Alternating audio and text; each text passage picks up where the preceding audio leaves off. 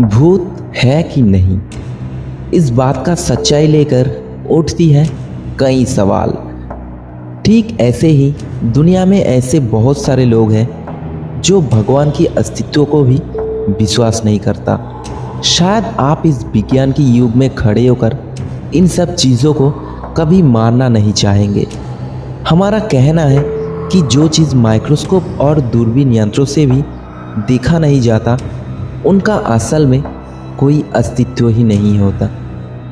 मैं भी आपकी तरह भूत प्रेत आत्मा इन सब चीज़ों को कभी विश्वास नहीं करता था, क्योंकि अपने दोस्तों के साथ मिलकर बहुत बड़े बड़े पुरानी भौतिक बंगलों में कई बार रात गुजारा हूँ। मैं अमावस्या की रात में कब्रिस्तान के अंदर भी घूम के फिर के देखा है। बस दो चार कुत्ता बिल्ली और लमड़ी के सिवाय और कुछ भी कभी हमें नज़र नहीं आया। इसीलिए मैं भी सबकी तरह भूत प्रेत आत्मा इन सब चीज़ों को हमेशा बस एक हंसी और मजाक की बात समझता था। ऐसे ही एक दिन मुझे अपने एक पड़ोसी की मुंह से एक ऐसी घटनाओं के बारे में पता चला जिन घटनाओं ने मेरे दिमाग के अंदर कई सवाल खड़े कर दिए।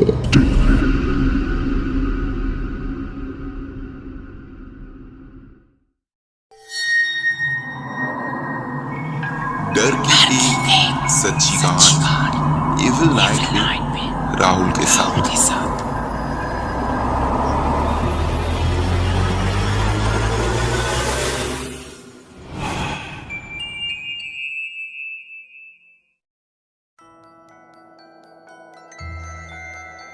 मेरे बगल वाली पड़ोसी बिपिन चौधरी, उसका लड़का निखिल चौधरी, उसका दिमाग जितना अच्छा, पढ़ाई लिखाई में उतना ही खास। कॉलेज एग्ज़ाम के समय निखिल कभी कभी मेरे पास पढ़ाई करने के लिए आते थे, इसीलिए वो मुझे मास्टर जी कहकर बुलाता है। इसके अलावा एकदम बगल वाली पड़ोसी होने की वजह से मैं उसे बहुत छोटे से जानता हूँ। करीब कुछ दिन से उसे और नहीं देख पा रहा हूँ। शायद एग्ज़ाम ख़त्म होने के बाद कहीं घूमने गए होंगे। एक दिन शाम को मैं अपने कमरे में बैठ के पढ़ाई कर रहा था। बाहर बहुत तेज़ हवा और बारिश चल रहा था। तेज़ हवाओं की वजह से घर की दरवाज़ा और सारे खिड़कियों की पर्दा इधर उधर हो रहा था। बारिश की दो चार बूंदें खिड़कियों से घर के अंदर भी आ रहे थे। अचानक एक तेज धक्के से मेरे घर की दरवाज़ा खोल गया। मैंने सोचा शायद हवा की धक्के से खोल गए होंगे, लेकिन दरवाजे की तरफ आंख उठाते ही मैं थोड़ा घबरा गया। मैंने देखा निखिल मेरे दरवाजे पर खड़ा है। उसे देखकर मुझे ऐसा लगा जैसे किसी कारण वो बहुत घबराए हुए है। मैंने पूछा, क्या निखिल, कब आए? निखिल ने धीरे धीरे मेरे पास बैठकर थोड़ा हंसकर जवाब दिया, अभी आया हूँ, कपड़े बदलकर सीधा आपके घर चले आए। मुझे लगा शायद वो मुझे कोई ज़रूरी बात कहना चाहता है। निखिल ने कहा, क्या आपके पास थोड़ा वक्त है, क्योंकि मुझे आपको कुछ कहना है। मैंने थोड़ा हंसकर कहा, हाँ बहुत है, बोलो तुम क्या कहना चाहते हो। इसके बाद निखिल ने मुझे एक अजीब सवाल पूछा। उसने कहा, क्या आप भूत प्रेत को मानते हैं मास्टर जी? मैं ये सवाल कई बार कई लोगों से सुना है, इसलिए सीधा सीधा कह दिया, नहीं। मगर तुम कहना क्या चाहते हो? निखिल ने कहा, मौत होने के बाद इंसान ख़त्म नहीं हो जाते मास्टर जी। भूत प्रेत आत्मा असल में ये सब के सब सच है। कभी कभी ऐसा होता है, जो इंसान बहुत दिन पहले मर चुके हैं वो फिर से अपना चेहरा लेकर हमारे सामने आ जाता है। मुझे लगा बाहर अंधेरे में निखिल शायद कोई पेड़ या कुछ देखकर बहुत डर गए होंगे, इसीलिए ये सब उल्टा पल्टा बातें कर रहा है। मैं उसके कांध पर अपना एक हाथ रखकर कहा, पहले थोड़ा शांत होकर बैठो, फिर बताओ तुम ये सब क्यों कह रहे हो। इसके बाद निखिल पानी के गिलास लेकर एक गिलास पानी पिया और एक लंबी सांस लेकर बोलना शुरू किया। लखनऊ में मेरा एक चाचा रहता है, शायद आप जानते होंगे। मैंने कहा, हाँ, तुमसे ही सुना था। और तुम्हारा वो चाचा किसी स्कूल में पढ़ाता है ना? निखिल सर हिलाकर कहा, हाँ, चाचा कई दिन से मुझे चिट्ठी भेज रहा है ताकि मैं एक बार उनके वहाँ से घूम कर आऊँ, लेकिन एग्ज़ाम के कारण जा नहीं पाया। इसीलिए एग्ज़ाम ख़त्म होने के बाद मैंने सोचा अब क्यों ना एक बार चाचा की वहाँ से घूम कर आए। 1 महीने पहले देहरादून एक्सप्रेस ट्रेन से मैं रवाना हो गए। आप सुनकर शायद हैरान हो जाएंगे कि ये मेरी ज़िंदगी की पहला ट्रेन सफ़र था, इसीलिए मैं बहुत एक्साइटेड था। हर स्टेशन पर गाड़ी रोकने के बाद मैं ट्रेन से नीचे उतर के प्लेटफॉर्म के आसपास घूमकर देख रहा था और ट्रेन की हुइसिल सुनते ही ट्रेन पर चढ़ जा रहा था। ऐसे ही सब कुछ ठीक ठाक ही चल रहा था, लेकिन एक स्टेशन में इसमें थोड़ा गड़बड़ हो गए। एक स्टेशन में मैं ट्रेन से नीचे उतरने के बाद मेरे साथ घटी एक अजीब घटना। मैं थोड़ा हंसकर कहा, क्या ट्रेन छोड़ दिया ना? मगर निखिल इस बात का कोई जवाब नहीं दिया, वो बस अपना कहानी बोलता रहा।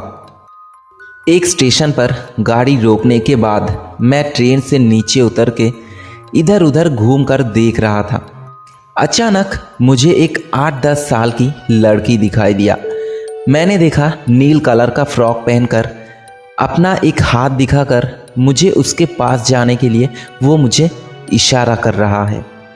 पहले मुझे लगा शायद मेरे आसपास या पीछे कोई होंगे जिसे वो इशारा कर रहा है, लेकिन मैंने जब अपने चारों तरफ देखा तो मैंने देखा मेरे आसपास कोई नहीं है। और इसके बाद मैं जब फिर से उस लड़की की तरफ देखा तो मैंने देखा वो फिर से मुझे हाथ दिखाकर इशारा कर रहा है। मैंने सोचा शायद वो किसी मुसीबत में पड़े हैं और मुझसे मदद मांग रहा है। ये सोचकर मैं उसकी तरफ चलना शुरू करते ही ताज्जुब होकर मैंने देखा वो लड़की भी सामने वेटिंग रूम की तरफ चलना शुरू किया।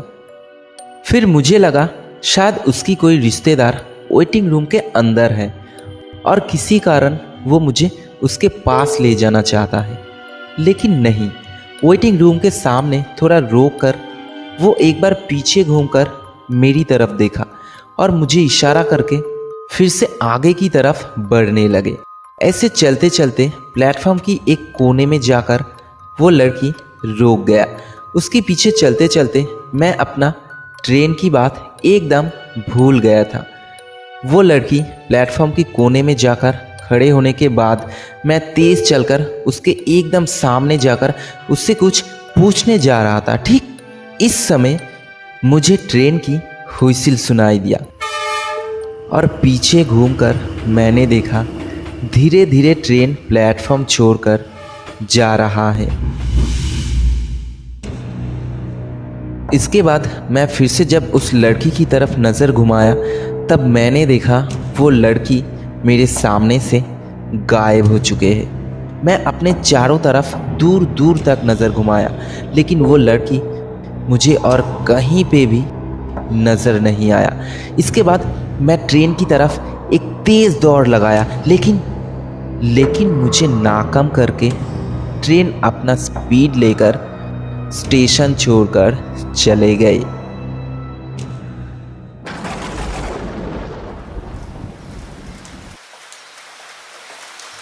ट्रेन निकल जाने की बात सुनकर मुझे बहुत हंसी आया।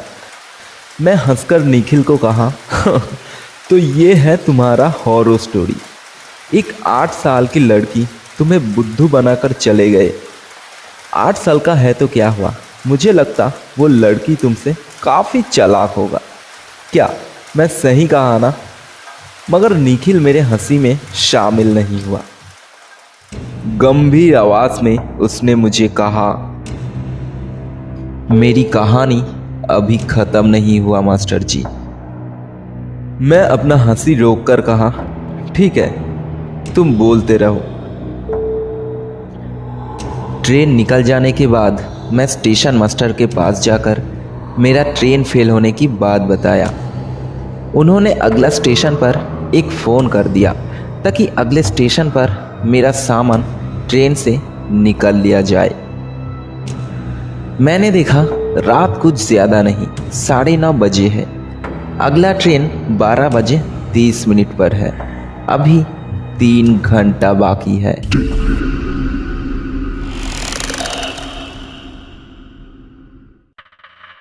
मैं स्टेशन के सारे वेटिंग रूम के अंदर जाकर देखा। स्टेशन के बाहर जाकर 2-4 ऑटो रिक्शा वाले के पास भी पूछा, लेकिन उस लड़की के बारे में किसी ने मुझे कुछ भी बता नहीं पाया। मुझे काफ़ी आश्चर्य लगा।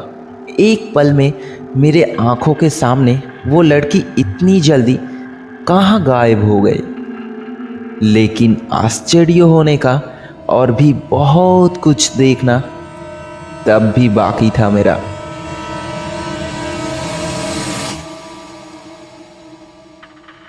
मुझे बहुत टायर्ड लग रहा था, इसीलिए मैं स्टेशन के अंदर जाकर साइड में एक बेंच पर बैठ गया। बैठे बैठे मुझे थोड़ा नींद आया था। अचानक एक साथ बहुत लोगों की चीखने की आवाज़ सुनकर मेरा नींद टूट गया।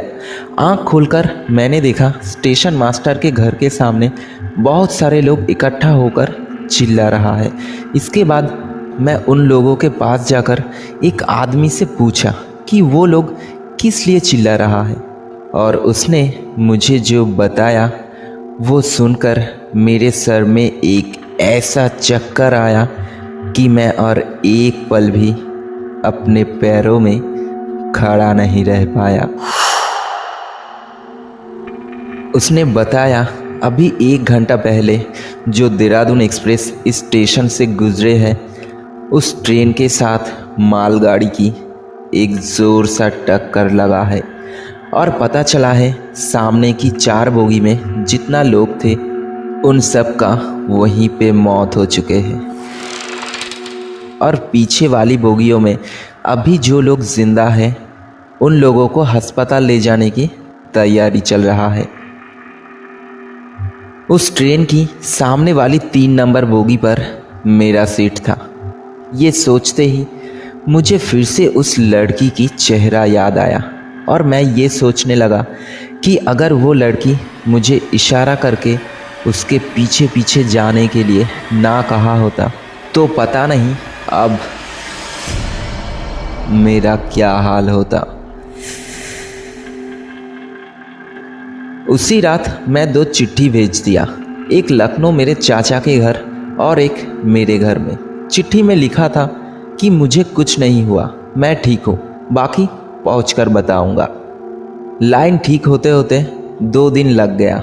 2 दिन बाद रात 9 बजे पर मैं फिर से रवाना हो गए लखनऊ मेरे चाचा के घर की तरफ।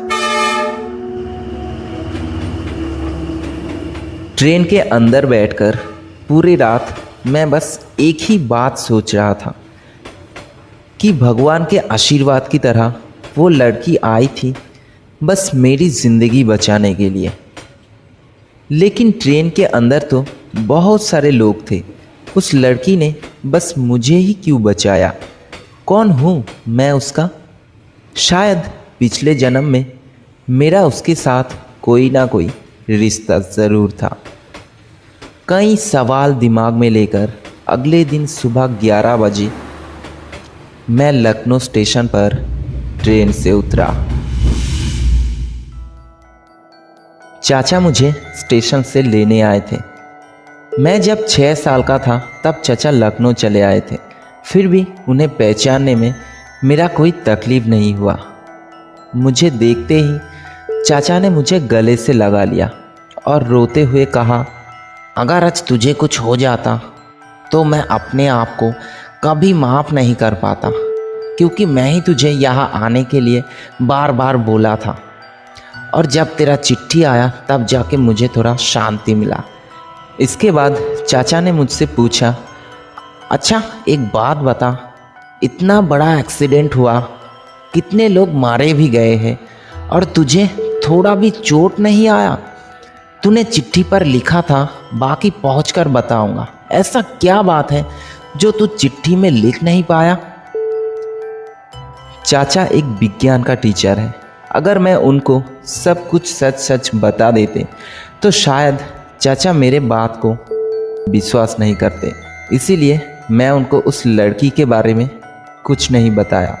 मैंने कहा एक स्टेशन पर ट्रेन रुकने के बाद मैं चाय पीने के लिए ट्रेन से उतरा था और मैं चाय का पैसा देते देते ट्रेन छोड़ दिया था। लेकिन मैं ट्रेन पे चढ़ने की बहुत कोशिश की थी, लेकिन तब तक ट्रेन की स्पीड काफ़ी बढ़ गया था, इसीलिए मैं ट्रेन में चढ़ नहीं पाया। सब कुछ सुनने के बाद चाचा ने कहा, भगवान ने तुझे बचाया है और तेरा ये चाय पीने की आदत जन्म जन्म तक जिंदा रहे। इसके बाद हम दोनों एक टैक्सी में बैठकर उनके घर की तरफ रवाना हो गए। टैक्सी से उतर के चाचा ज़ोर ज़ोर से सुंदर सुंदर कहकर पुकारने लगा। अंदर से एक लड़का आकर टैक्सी से मेरा सामान उठा के अंदर ले गए। टैक्सी की बिल देकर चाचा मुझे अपने साथ अंदर ले आया। अंदर आकर चाचा ने मुझे एक घर दिखाकर कहा, ये घर तेरा है, तू जाकर अपना कपड़ा बदल ले, मैं तेरा खाने का इंतज़ाम करता हूँ। मुझे बहुत टायर्ड लग रहा था। अंदर जाकर मैं सीधा बेड पर लेट गया और चारों तरफ नज़र घुमाकर मैं घर का सब कुछ देख रहा था। इधर उधर देखते देखते उस घर का एक दीवार पर मुझे 3 तस्वीर नज़र आया। मैंने देखा पहला तस्वीर चाचा का है और दूसरा उनका वाइफ यानी चाची की है, और 3 नंबर तस्वीर पर नज़र पड़ते ही अपने आप मेरे मुंह से एक बात निकल गई, अरे ये तो वही लड़के की तस्वीर है जो मुझे ट्रेन एक्सीडेंट से बचाया था। मैं बिस्तर से उठकर सीधा खड़े हो गए और मुझे लगा डर की एक काली साया मेरे चारों तरफ घूम रहा है। मैं जल्दी दौड़ के उस घर से बाहर निकल गया और पागलों की तरह दौड़ते हुए चिल्ला चिल्ला कर चाचा को इधर उधर ढूंढने लगा। पीछे से आकर चाचा ने मुझे पकड़ लिया और मुझसे पूछा, क्या हुआ, तू इतना चिल्ला क्यों रहा है और तुझे इतना डरा हुआ क्यों लग रहा है और इतना पसीना क्यों आ रहा है तुझे? मैंने कहा, सब बताता हूँ चाचा, पहले तुम मेरे साथ मेरे कमरे में चलो। इसके बाद चाचा को लेकर मैं अपने कमरे में गया और चाचा को उस लड़की की तस्वीर दिखाकर कहा, उस तस्वीर में वो लड़की कौन है चाचा?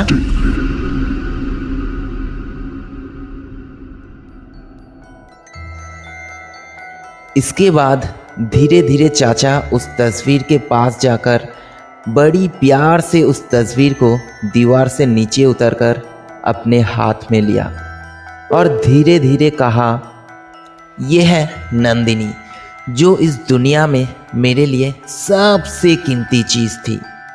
मैंने कहा, मतलब? चाचा ने कहा, नंदिनी मेरी एकलौती बेटी थी, तू उसे देखा नहीं क्योंकि तेरा जन्म होने से 2 साल पहले उसकी मौत हो गई थी। नंदिनी जब 8 साल की थी तब उसे एक बार टाइफाइड हुआ था। शहर की बड़े बड़े डॉक्टरों ने बहुत कोशिश की थी लेकिन कोई फ़ायदा नहीं हुआ था।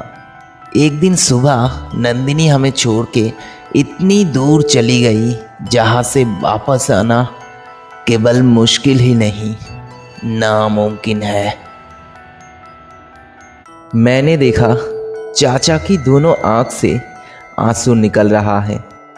इसके बाद मैंने चाचा को स्टेशन में मेरे साथ घटा हुआ सारा घटनाओं को सच सच बता दिया कि कैसे नंदिनी मुझे उस ट्रेन एक्सीडेंट से बचाया था। लेकिन मुझे पता नहीं कि चाचा मेरे बातों को विश्वास किया था या नहीं। सब कुछ सुनने के बाद चाचा की मुंह से बस एक ही बात निकला था कि भगवान नंदिनी की आत्मा को शांति दे। इसके बाद निखिल ने मुझसे पूछा, अब आप बताइए मास्टर जी, भूत प्रेत आत्मा अगर ये सब कुछ झूठ है तो जिनका मौत आज से कई साल पहले हो चुका है वो अपने रिश्तेदार की ज़िंदगी बचाने के लिए फिर से अपना चेहरा लेकर इस दुनिया में कैसे वापस आ सकता है?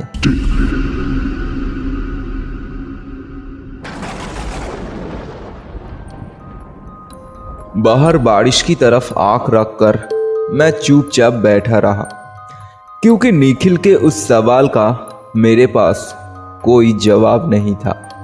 और बैठे बैठे मैं बस एक ही बात सोच रहा था कि जो लोग आज से कई साल पहले मर चुके हैं वो फिर से अपना चेहरा लेकर इस दुनिया में वापस आता है, वो भी अपने रिश्तेदार की जिंदगी बचाने के लिए। क्या सच में ऐसा होता है? आपको क्या लगता है? जो भी लगता है नीचे कमेंट में लिखकर बताइए। मैं राहुल और ये थी आज की कहानी मौत के बाद।